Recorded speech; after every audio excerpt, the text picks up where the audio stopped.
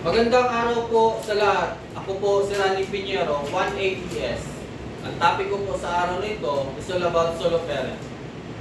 Under the Republic Act 11861 or Expanded Solo Parent Welfare Act, ang lahat ng solo parent na rehistrado sa gobyerno ay qualified sa benepisyo na ibibigay ng gobyerno. Una, 1K subsidy sa mga solo parent na di tataas ng 250,000 annually ang kinikita. Yan po ang requirements para ma-avail nyo ang 1,000 per month subsidy ng ating solo parent. Pangalawa, 10% discount sa lahat ng solo parent na merong 6 years old and below na anak. Paano ba ito ma-avail? Pag ikaw ay bumili ng gamot ng iyong anak sa mga grocery, i-present mo ang solo parent ID, ikaw ay magkakaroon ng 10% discount. Pangatlo, automatic coverage sa mga automatic coverage sa PhilHealth. Paano ba mag-register sa PhilHealth? Pumunta ka ng PhilHealth, i-present mo lang yung ID mo, na solo parent ka, automatic wala ka nang babayaran sa PhilHealth kasi ang gobyerno na mismo ang magbubulong sa account mo sa PhilHealth. Pang-apat, scholarship. Ang isang solo parent na merong anak na 22 years old pababa ay qualified na avail or priority ng ating gobyerno na makapasok sa mga scholarship like TESDA, EduCard, SHED, Unipass.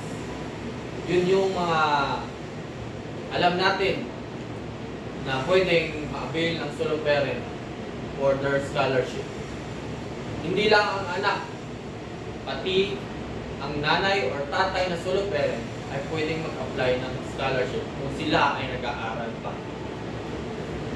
Panglima, sa mga nagtatrabaho na solo parent,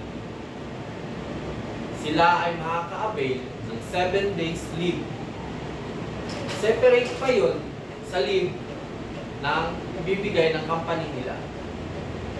So, for example, may 5 days leave sila sa company nila plus 7 days leave, a total of 12 days leave ang maa-avail ng isang solo parent na nakarehistro sa gobyerno. I-present lang nila ang kanilang solo parent ID sa company nila or HR para i-avail ng 7 days leave ng solo parent benefits.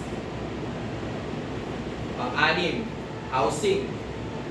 Ang National Housing Authority ay nagkakaroon ng programa na mabigyan din ang solo parent ng chance or makakuha ng low-cost housing.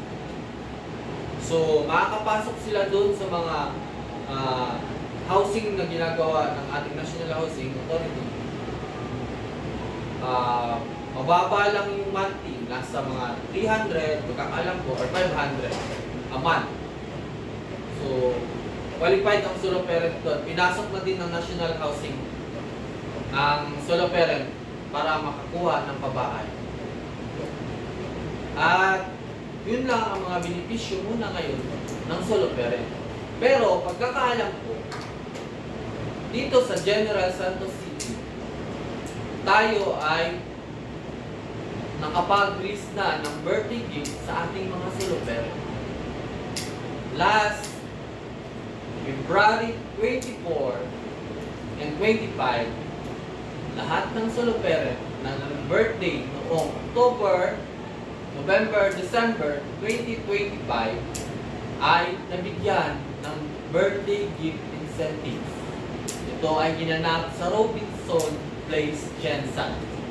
So, yun lang po ngayon ang update sa ating solo parent and maraming salamat po.